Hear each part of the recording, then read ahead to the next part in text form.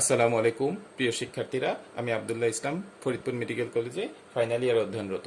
আজকে আমি তোমাদের সাথে এমসিকিউতে কিভাবে আমরা বেশি মার্কস তুলতে পারি তার কিছু কৌশল নিয়ে আলোচনা করব। এমসিকিউ এটা আমাদের এইচএসসি পরীক্ষাতে একটা গুরুত্বপূর্ণ অংশ ক্যারি করে, সাথে সাথে মেডিকেল অ্যাডমিশনে পুরোটাই এমসিকিউতে হয় এবং প্রত্যেকটা ইউনিভার্সিটি অ্যাডমিশনে একটা বড় অংশ থাকে এমসিকিউ। তো আমরা কিভাবে এমসিকিউতে অনেক বেশি মার্কস তুলতে পারি সেটা আমরা আজকে শিখে নিব। তো আমরা চারটা স্টেপের মাধ্যমে আজকে এটা শিখব। আমাদের স্টেপ 1 হচ্ছে আমরা আমাদের এমসিকিউ কোশ্চেনটা পাওয়ার পরে আমরা প্রথম থেকে প্রশ্ন পড়া শুরু করব এবং সেই প্রশ্নগুলোর মধ্যে যেগুলোর উত্তর আমরা একবার প্রশ্নটা পড়ার সাথে সাথে আমাদের মাথায় চলে আসে সেই কোশ্চেনের উত্তরগুলো আমরা দাগিয়ে ফেলব।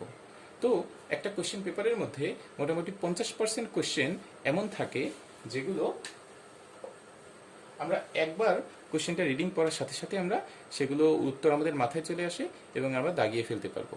তো আমরা এই 50% প্রশ্নের জন্য আমরা সময় রাখবো 40% সময় আমরা আমাদের হাতে রাখবো।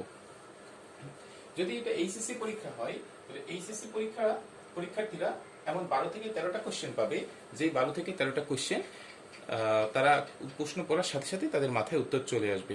তার জন্য তারা সময় ব্যয় করবে 10 মিনিট। আর যদি মেডিকেল অ্যাডমিশন হয় সেক্ষেত্রে তারা মোটামুটি প্রায় 50টা কোশ্চেন পাবে এমন, যেগুলো প্রশ্ন পড়ার সাথে সাথে উত্তর তাদের মাথায় চলে আসে। তার জন্য তারা সময় ব্যয় করবে 20 মিনিট সময়। এরপরে আসো স্টেপ 2 তে।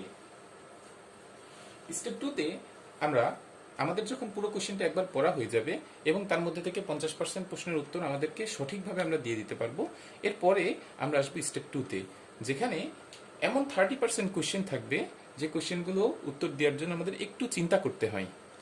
এমন 30% কোশ্চেনের উত্তর দেওয়ার জন্য আমরা সময় ব্যয় করব 40% সময়। এইচএসসি পরীক্ষার্থীরা এমন কোশ্চেন পাবে 7 থেকে 8টা, যেই 7 থেকে 8টা কোশ্চেনের জন্য তারা সময় ব্যয় করবে 10 মিনিট। আর মেডিকেল অ্যাডমিশনে এমন কোশ্চেন মোটামুটি 30টা মতো পাওয়া যাবে, যার জন্য পরীক্ষার্থীরা সময় ব্যয় করবে 25 মিনিট। তো আমরা দেখছি এইচএসসি পরীক্ষার্থীরা স্টেপ 1 এবং স্টেপ 2 এর মাধ্যমে মোটামুটি প্রায় 20টা কোশ্চেনের উত্তর প্রায় সঠিকভাবে দিয়ে দিতে পারবে এবং তারা সময় তাদের ব্যয় হয়ে গেল 20 মিনিট। এখনো সবার হাতে কিছু সময় থাকবে। এই সময়গুলোতে আমাদের স্টেপ 3 আমরা ফলো করব। স্টেপ 3 তে আমরা দেখব আমাদের কিছু কোশ্চেন থাকে যেগুলো খুবই কনফিউজিং, এবং এই কনফিউশন দূর করার জন্য আমরা দুইটা অপশনকে খুঁজে নিব, যে হয়তো এই দুইটার মধ্যে একটা থাকবে, এটাকে বলে 50-50 চান্স। তো আমরা এই যেই দুটো অপশনের মধ্যে আমাদের 50-50 চান্স থাকবে সেইগুলো আমরা একটু চিন্তা করে সেই উত্তরগুলো আমরা দাগিয়ে পরীক্ষা শেষ করব। এইচএসসি পরীক্ষার্থীরা অবশ্যই প্রত্যেকটা প্রশ্নের উত্তর দিয়ে আসবে। এই স্টেপ 4 এটা শুধুমাত্র ইউনিভার্সিটি এবং মেডিকেল অ্যাডমিশনের পরীক্ষার্থীদের জন্য, কারণ ইউনিভার্সিটিতে প্রত্যেকটা কোশ্চেনের ভুল আনসারের জন্য নেগেটিভ মার্কিং থাকে। যেহেতু তো এইচএসসিতে আমাদের কোনো নেগেটিভ মার্কিং নাই, তাই এইচএসসি পরীক্ষার্থীরা সকল প্রশ্নের উত্তর দিয়ে আসবে।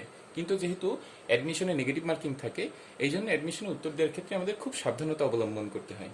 প্রত্যেকটা অ্যাডমিশনে আমরা দেখতে পাই মোটামুটি 10 থেকে 15%, ইভেন 20% কোশ্চেন এমন থাকে যে কোশ্চেনগুলোর উত্তর একেবারে আমাদের জানা থাকে না বা খুবই কনফিউজিং, যে আমি 4টা উত্তরের মধ্যে 4টাই আমার কাছে মনে হয়।